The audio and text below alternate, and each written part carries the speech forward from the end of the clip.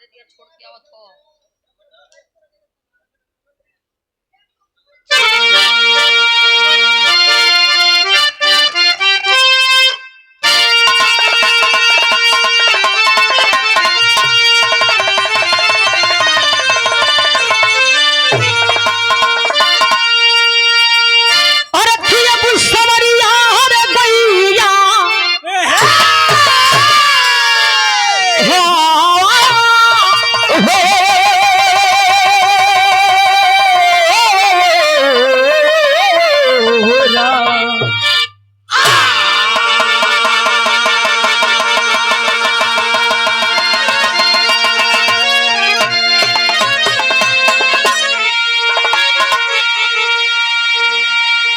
हमरे कवि जी 4 लाइन भूमिका के अंदर बड़ा सुंदर भाव लिखत हुआ। कैसे कैसे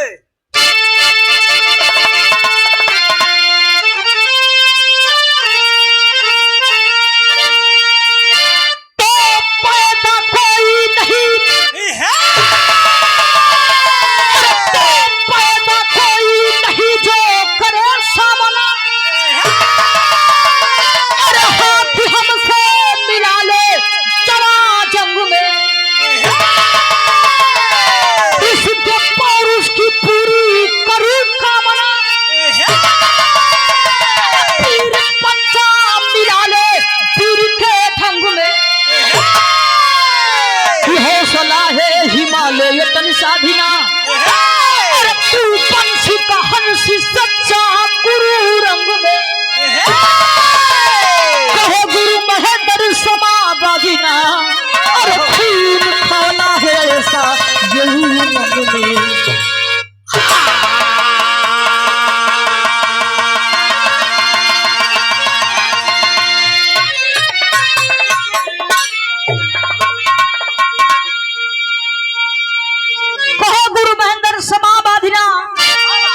खून खवला है ऐसा ये उमंग में। एक लाइन मास्टर हमरे कवि जी बिरहान के अंदर कव्वाली के अंदाज लिखो तनी लय बना के आ जाए मुन्ना।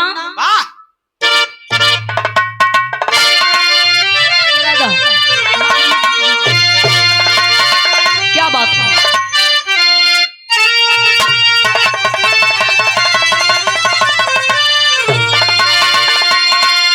देखा पहले के जमाना से अब के जमाना से जच्चा बड़ा अंतर हो गया। देखा पहले बिराह होके जेंट्स में अब लेडी लेडा में होता। देखा थोड़ा कम पढ़ा लिखल हुआ। लेडी लेडा का मतलब के कोई जेंट्स से कोई लेडीज। देखा जब रामदेव गुरु जी बुल्लू गुरु जी का बिराह होके तो और समय बुल्लू गुरु जी खड़ा होके तब बड़ा लहाई के गावे। लहाई के कैसे गावे।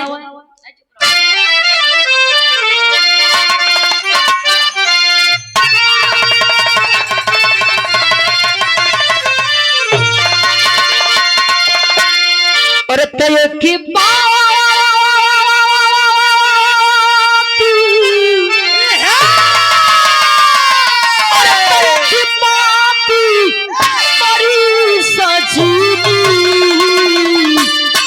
कठियाल चुनरिया में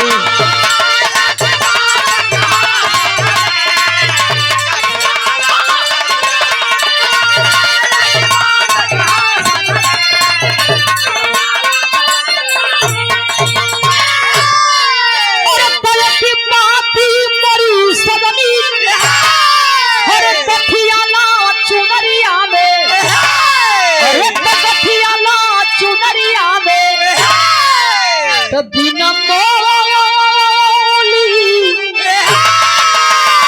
अरे बिना मोली बिका जईबू माया के बजरिया में।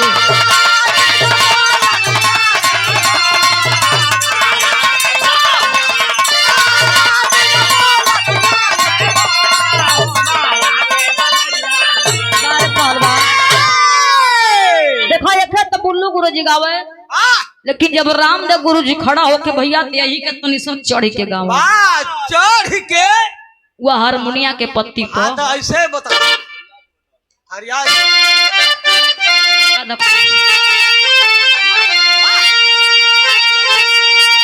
अरे तो काबे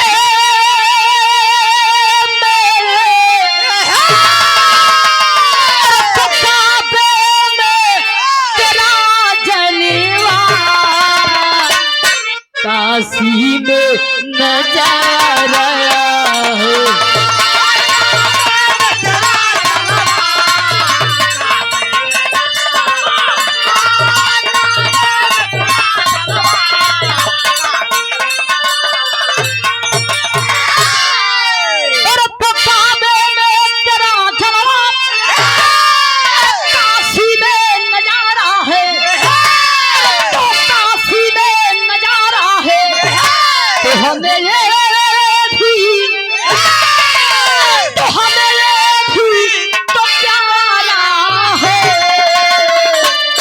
हमें वो भी तो प्यारा है।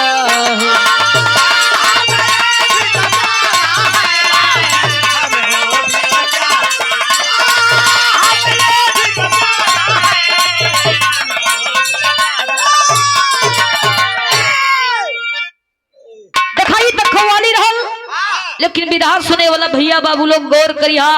कवि जी विरहा के अंदर कितना सुंदर भाव लिखा था। कैसे मास्टर?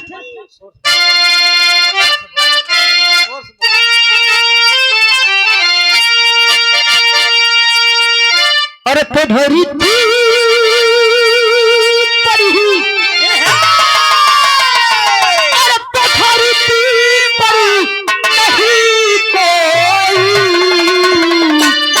लहू सागर बहा दूंगा।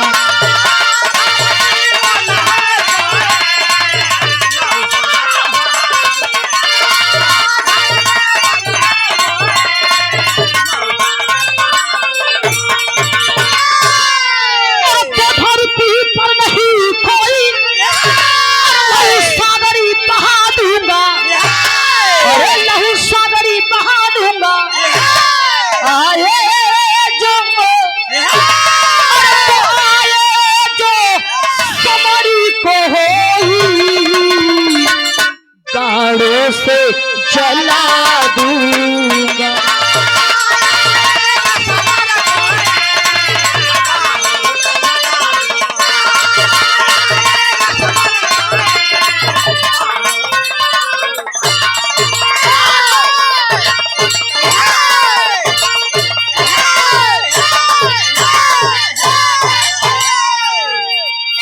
बिना बार का तू इतना मेहनत करत हुआ, बार रहता तू का करता। अच्छा बाबूजी विरहा पत्नी सा गौर करें जाए बाबा। ई बात हो समय कबा जब पांचों पांडव अज्ञातवास बिता के हस्तिनापुर घाटी पर अइलन। बाबा ओ समय पांचों पांडव दुर्योधन से अपन हक हिस्सा लगले मांगे। बाबा पांचों पांडव कल के अच्छा तमन का 5 ठे भाई है जा 5 ठे गांव दे दा। दुर्योधन कलन की ना तोरा के सुई के नोक के बराबर भी जमीन न देव, हाई 5 गांव तो दूर है। बाबा अगर जमीन चाहिए तो हमारा शुद्ध करे के पड़ी, बाबा नहीं तो बिना युद्ध कैले जमीन मिली नहीं। बाबा भगवान श्री कृष्ण कन्हैया जी दुर्योधन के समझावत हो मनावत हो, लेकिन दुर्योधन माने खातिर तैयार ना हो। बाबा युद्ध का तैयारी होखे लगल।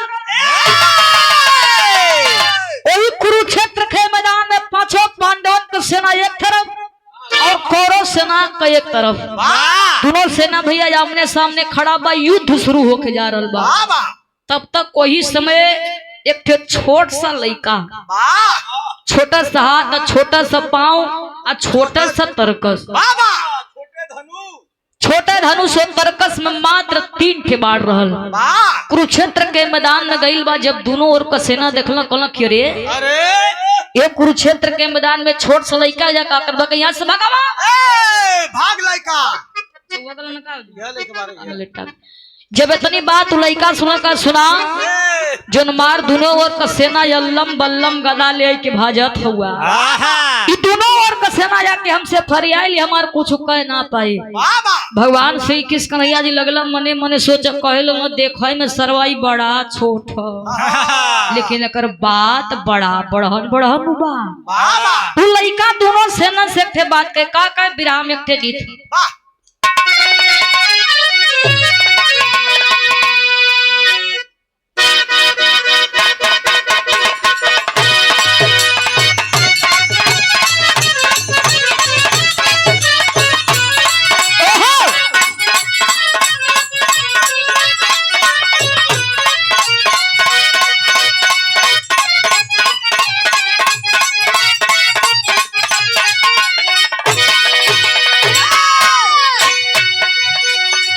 दूसरे डिप्रेशन चल जाते हैं। देखा ई थर्ड नाई कोनो में हरारू का दिल का दर्द है। कैसे मास्टर? पहली रात पायल तुरला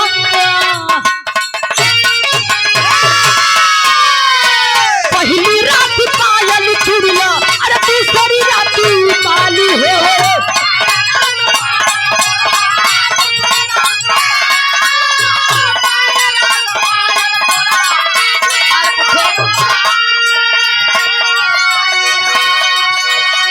दूसरी रात झुमका झुलनी तुरला हाली हाली हो।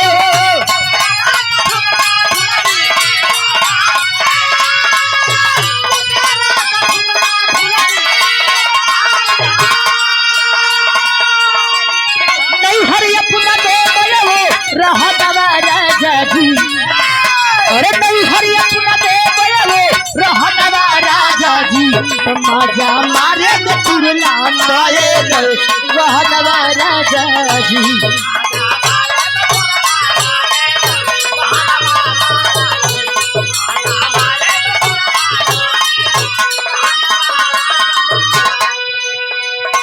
लेकिन विराट सुने वाला भैया बाबू लोग गौर करिया लड़का दोनों सेनन से थे बात कहता का कहे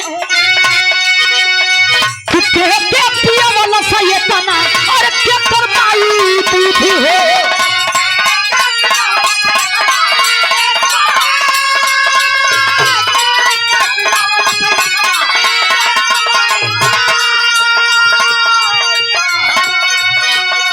के पाया सजन मल जेठी अरे कोई हमसे युद्ध हो।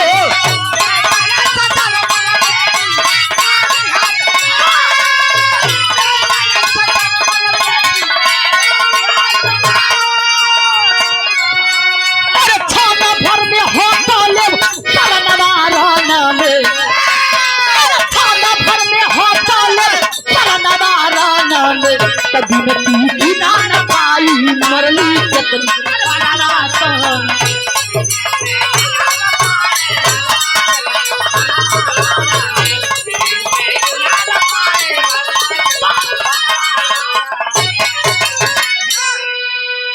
लड़का कहता कि मात्र एक बाढ़ चलाई भाई एक बाढ़ से पूरे महाभारत के खत्म कर दे।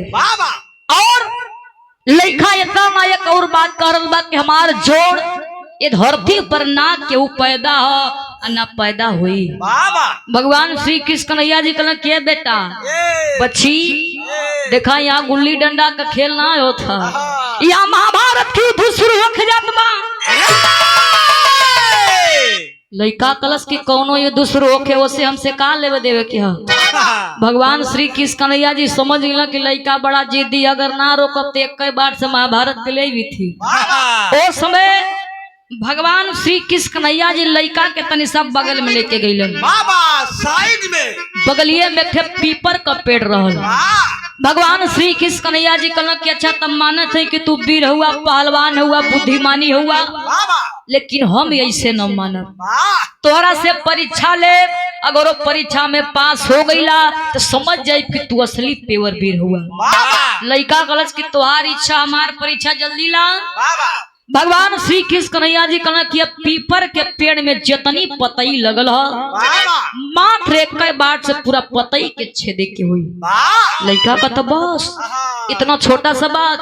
भगवान श्री कृष्ण कन्हैया जी लगला मने मने सोचा कहे लगला कि लड़का के भाई छोट समझ में आवत है। लड़का का काम करे भैया तरकस में से बाढ़ निकाल के जब ही मंत्र के पढ़े चालू करे जा रहा बा तब तक भगवान श्री कृष्ण कन्हैया जी के पिपरा का पतैया तोड़ के अपने पैरवा के तरवा दबा ले। लड़का बाढ़ छड़ावे के छड़ा भेलस जितनी पतई रहा मात्र एक बार से पूरा पतई के छेद छेद छेद छेद छेद छेद छेद नहीं मन अरे बुढ़ाऊ जितनी पतई रहा मात्र एक बार से पूरा पतैया के छेद के वो बड़वा भगवान श्री कृष्ण कन्हैया जी के पैरवा के ऊपर लगल नाचा है।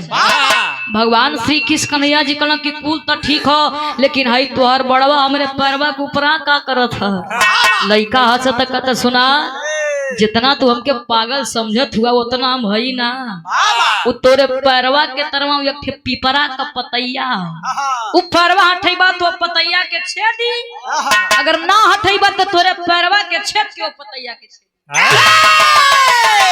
भगवान श्री कृष्ण कन्हैया जी भी डर के मारे ऐसे पीछे हट गइला। बाबा कौनो टिकना सरवा गोड़ो छेदई बड़ा जिद्दी लगत है। भगवान श्री कृष्ण कन्हैया जी समझ गया कि लड़का बड़ा तेज, अगर ना रोकब ये कई बार से महाभारत के पूरा समापन कर दे। बाबा ओ समय का काम कैले अपन दिमाग लगला इस्तेमाल करे। कहे लगा का अच्छाई बतावा, तू जब गया लो खाली लड़ाई के बात करत हुआ। बाबा अब ही तोहार परिचय ना भइल कि तू के हुआ, कहाँ कहुआ, तोरे माई बाबू का नाव का। हम अपन परिचय बता दा। लड़का परिचय बतावे का कहे मास्टर बिरहा में एक थे फिर गई था।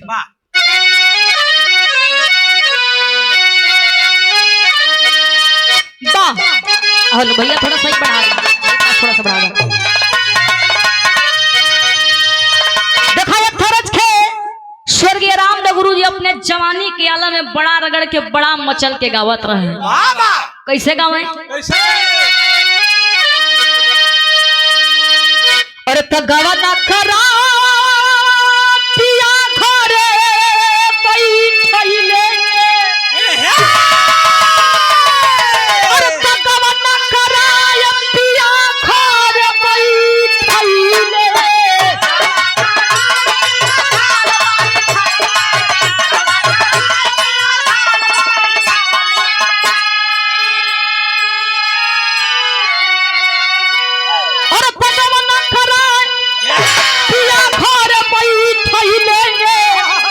अरे कोइलरिए में लागल रे मीर मोही दगा दई के, पागल रे मीर मोही दगा दई के।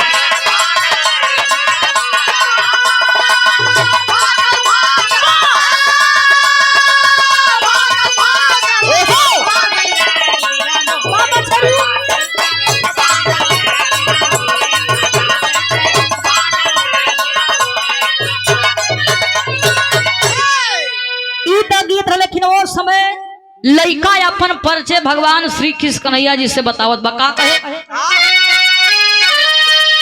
अरे तब परबरी खत्ता मामा हमारा भी बताता।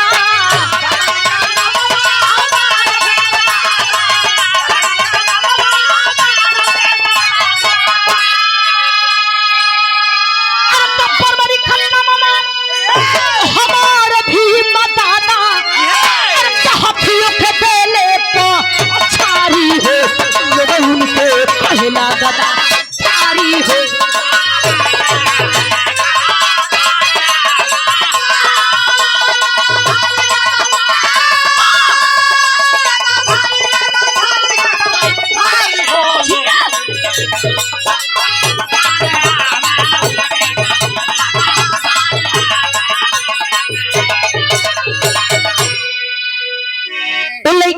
कि हमार नाव बर्बरिक बा, हमारे दादा का नाव भीम, हम भीम का नाती है। हमारे बाबू का नाव बा घटोत्कच, हमारे माई का नाव है कंटिका। भगवान श्री कृष्ण कन्हैया जी कहल कि कुल तो ठीक है, कुरुक्षेत्र के मैदान में आयल तो रहला जरूर, लेकिन केकरे ओर से लड़ल चाहत रहला। बर्बरी कहला कि हमार माई तक कहले रही बेटा जेकरे ओर का सेना कमजोर पड़ी ओकरे ओर से जाए के तू लड़िया। ते कन्हैया जेकरे ओर का सेना कमजोर पड़ी ओकरे ओर से जाए कि हम लड़ब। जब इतनी बात भगवान श्री कृष्ण कन्हैया जी सुनल बाबू लगल मने मने सोचे विचारे। कहे लगलन कि ये तो लड़ाई धर्म आ अधर्म का बा। हम तो धर्म के जिताई, लेकिन अधर्म की ओर को लोग हारे लगी ह तो ओकरे ओर से जाके लड़े लगी हन, धर्म का हार हो जाई और अधर्म का जीत हो जाई। भगवान श्री कृष्ण कन्हैया जी बाबू मनवा में इतनी बात सोचत हो तब तक बर्बरी के ठे सवाल कह देलन।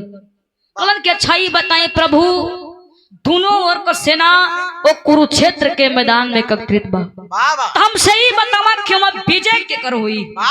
भगवान श्री कृष्ण कन्हैया जी कहला कि बस बेटा आप तो असली मौका दे देले। कहला कि विजय वही कोई जेकरे ओर को कुंवार लइका वीर होखे, बलशाली होखे, बुद्धिमानी होखे, अगर जेकरे ओर से जाए कि अपन बलि दे दे ओकरे ओर का सेना विजय हो जाए। लड़का का तक हो बात का ला तो हमारा मुड़िया काट ला हमरे दादा के जिताए दा, लेकिन ए प्रभु हमारे एक सपना, हमारे एक इच्छा, हमारे एक ख्वाहिश रह क्या महाभारत का हम लड़ाई देखी। भगवान श्री कृष्ण कन्हैया जी कहलन कि तुहार मुड़ियो कट जाए तो बहुत हुए महाभारत का लड़ैया देखबा। कैलन का बिरहा में टेरी के भाव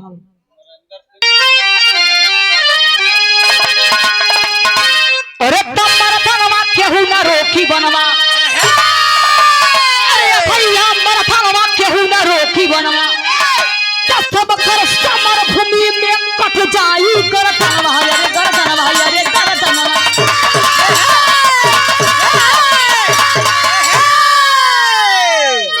सब कर समर भूमि में कट जाई गर्दनवा, मर्दनवा केहू न रोकी बनवा। गौर करिए भैया ओ समय भगवान श्री कृष्ण कन्हैया जी वो बरबरी मुड़िया काट के वो कटलखी मुड़िया के नीलगिरी पर्वत पर रख देलन। कहलन कि तू वही जैसे ये महाभारत का लड़ाई देखबा। कटलखी मुड़िया के रख के बाबू भगवान श्री कृष्ण कन्हैया जी फिर वो कुरुक्षेत्र के मैदान में आयल हो। भाई का मास्टर बिरहा में थे फिर गीता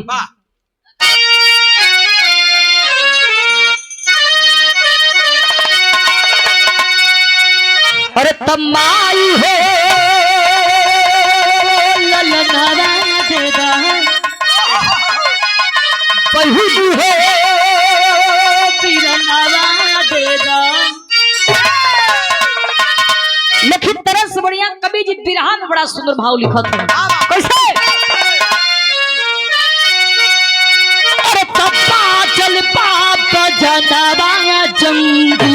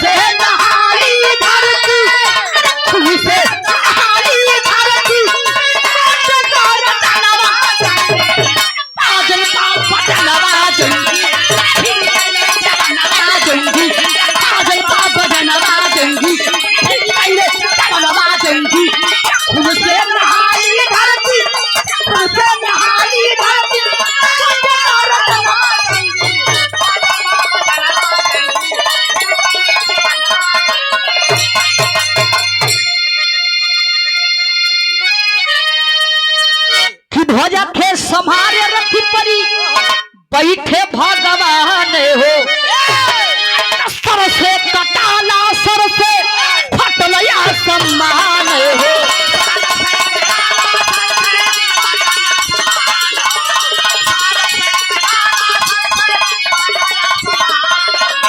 रोवेलू जननवा जंगी मिठ गईले खगनवा जंगी, रोवेलू जननवा जंगी मिठ गईले खगनवा जंगी।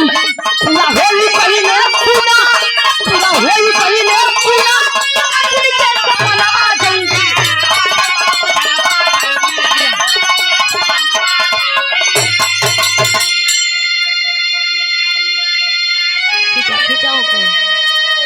ए बाबू और समय भगवान श्री कृष्ण कन्हैया जी कुरुक्षेत्र के मैदान में आ गिलन। दोनों ओर से लड़ाई चले लागल, न पांचों पांडव कम होथवन और न कौरव को सेना। धरती खून से लहूलुहान हो गई, लाश पर लाश बाबू वो जमीन पर गिरे, लेकिन वो लसिया केहू से गिनले न गिना। वही समय दुई जानी के बड़ा चिंता होखे लागल। उड़हला के बिरहा में पापट का भाव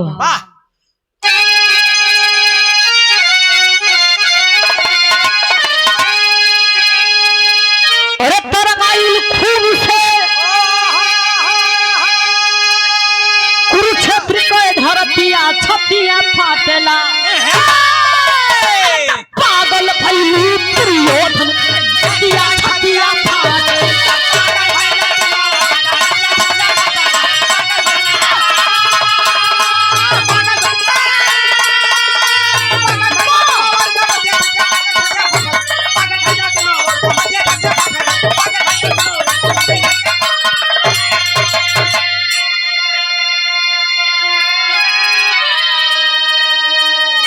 पुरपन सजाया के उजड़ल चमनवा हो अरे जर जरू जमीन नहीं बना वाला से मसनवा हो अरे देखे पिता मई छामरी मऊतिया छतिया फाटेला पागल भइली प्रियो धन छतिया छतिया फाटेला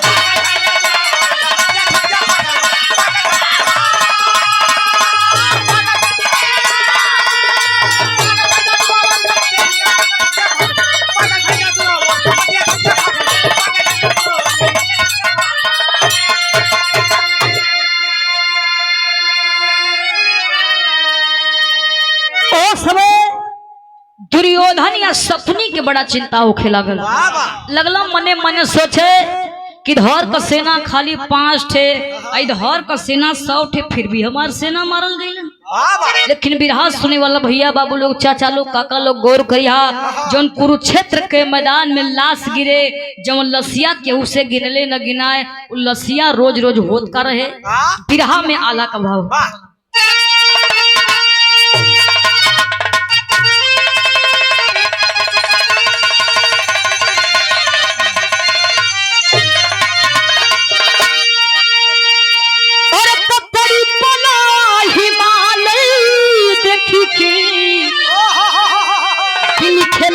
सगरवा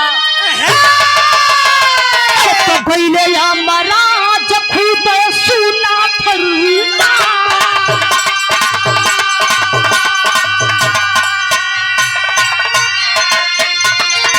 सती गोखे थारी गोखली लड़ैया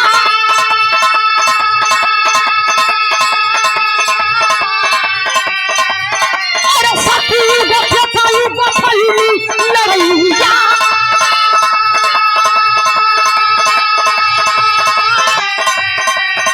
गबर में देवता हो गईले खबरा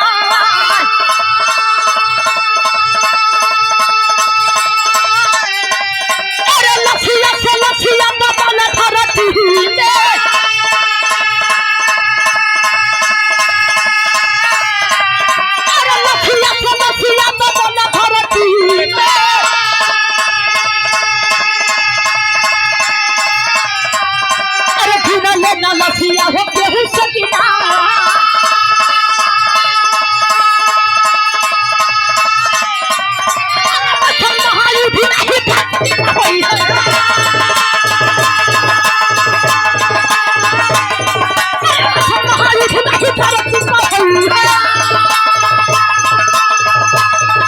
अरे बिहाने को भैया को छोड़ के चला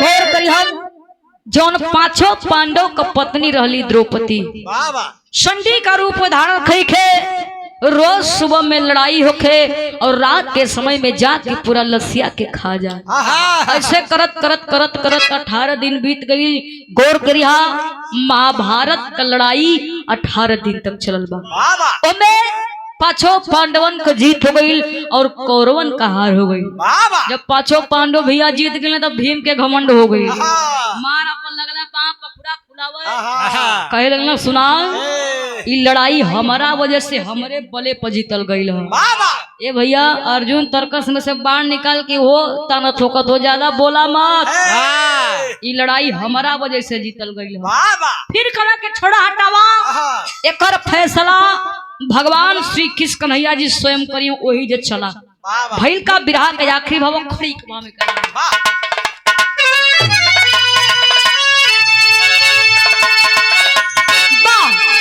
डिस्को मास्टर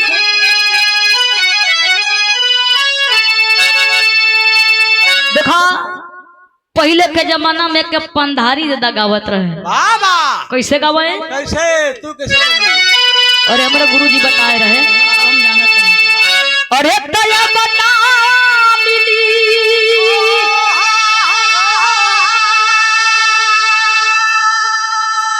ए भैया या बना मिली बाबू या बना मिली जे कर मर गईली मातारी आ बना मिली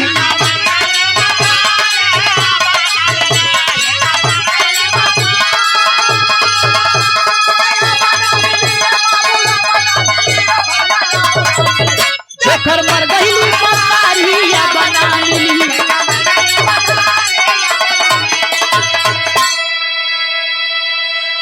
एथे तब पंधारी दादा गावत रहे, लेकिन इस में भैया मनी का कैसे गावत है कैसे मास्टर।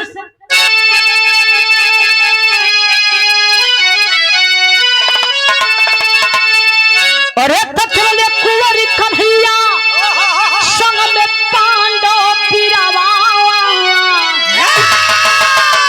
अरे तजितलस कैसे के लड़ैया बताई हीरावा।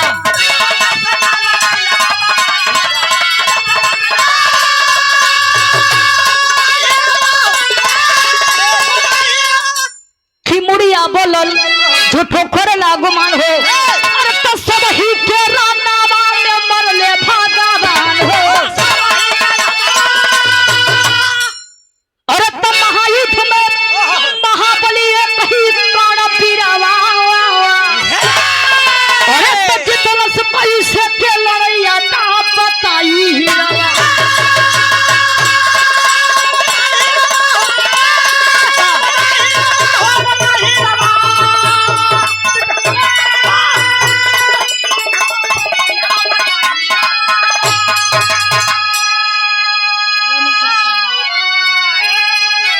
देखा में आखिरी निचोड़बा पांचों पांडव भगवान श्री कृष्ण कन्हैया जी वो बरबरी के पास गई हो। भगवान श्री कृष्ण कन्हैया जी वो बरबरी का कटलखी मुड़िया अपने हथेली यानी अपने हाथे पर रख ले हो। इधर भैया भीम के अंदर मान लगा लड्डू फूटा है, मार मने मने सोचत हो कथु हमारा नाती है हमारा वाला करी कही तू ही सबसे वीर रहला। बरबरी जाके अरे भीम जाके बरबरी से कहना कि अच्छा ही बताओ बरबरी कि महाभारत के लड़ाई में और कुरुक्षेत्र के मैदान में महाभारत का लड़ाई केकरे वजह से केकरे बले पर जीतल गई। वो बरबरी का कटल की मुड़िया कुछ हो बोलत ना बा। भगवान श्री कृष्ण कन्हैया जी कहना कि बरबरी तुम्ही को फैसला करना है क्या सही और क्या गलत है। तो उसमें भैया कटल की मुड़िया का थे अच्छा ही बतावा का दोनों लोग लड़ैया में गलला का। ए भैया भीम जी सुन कला कहो एकर माथा वो थे ना पगला गई अब भाई वही जैसे आवत है जा कहता कि दोनों लोग लड़ैया में रहला का। बरबरी कहना कि सुना वो कुरुक्षेत्र के मैदान में तो लोग को तथाए पता ना रहे, मात्र 2 ठे वीर योद्धा दिखत रहलन।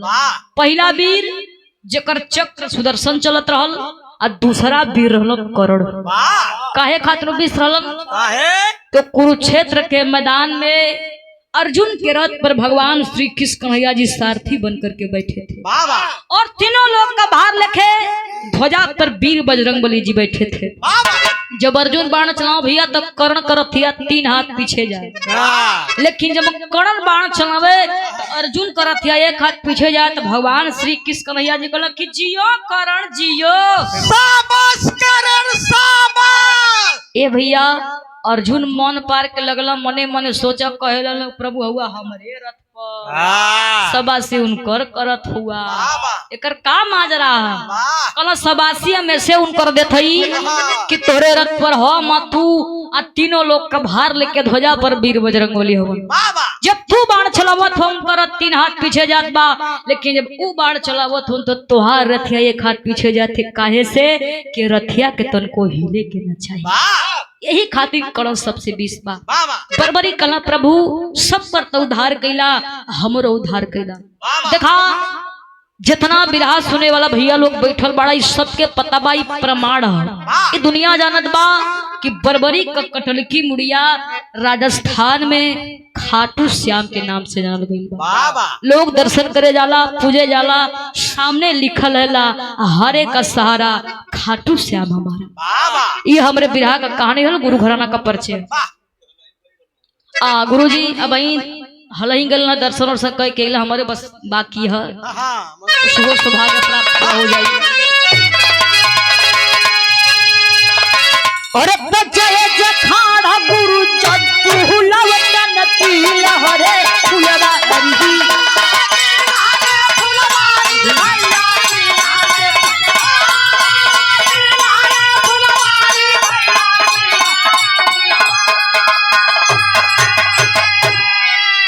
अरे तो सर्वश्रेष्ठ नारायण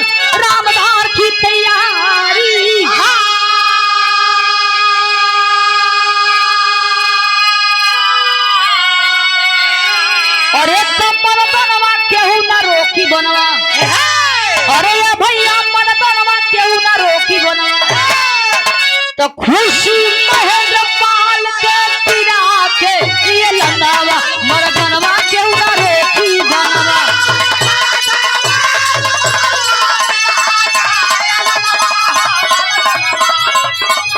तो हरिया बतौले जाता हरिया बतौले जा तो हरिया बतौले जाता हरिया बतौले जा गुरु हमार भूला ली जा हरिया बतौले जा हरिया